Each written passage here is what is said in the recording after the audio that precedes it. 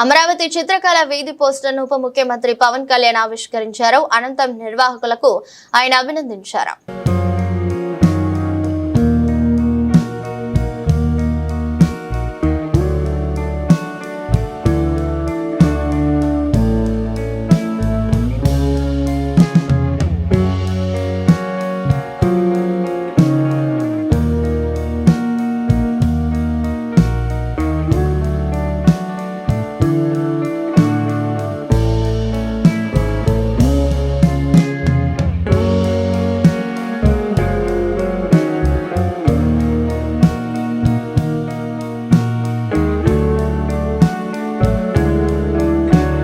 అమరావతి చిత్రకళ వీధి పోస్టర్ ఆవిష్కరణ సమయంలో అందరికీ నా హృదయపూర్వక నమస్కారం. ఈ కార్యక్రమాన్ని టూరిజం శాఖ అమాత్యులు, టూరిజం శాఖ అధికారులు అందరూ కూడా ఈ రోజున పోస్టర్ని ఆవిష్కరిస్తున్నారు.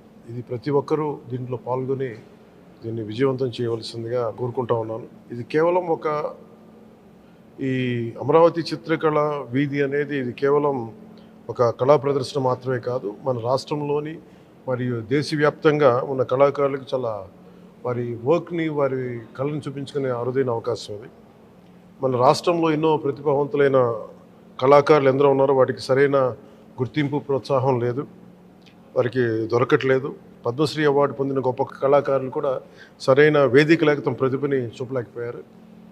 కానీ అమరావతి చిత్రకళ వీధి ద్వారా వారు తమ కళని ప్రదర్శించుకునే అవకాశం ఈ రకంగా కలుగుతుంది.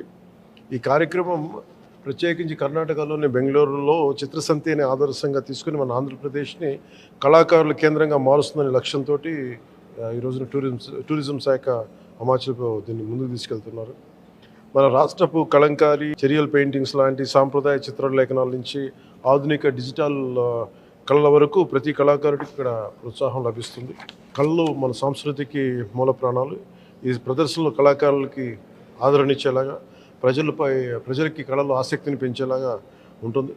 ఇది ఒక గొప్ప అవకాశం. ఈ అవకాశాన్ని అందరూ సద్వినియోగం చేసుకోవాల్సిందిగా మనస్ఫూర్తిగా అందరినీ కోరుకుంటున్నాను.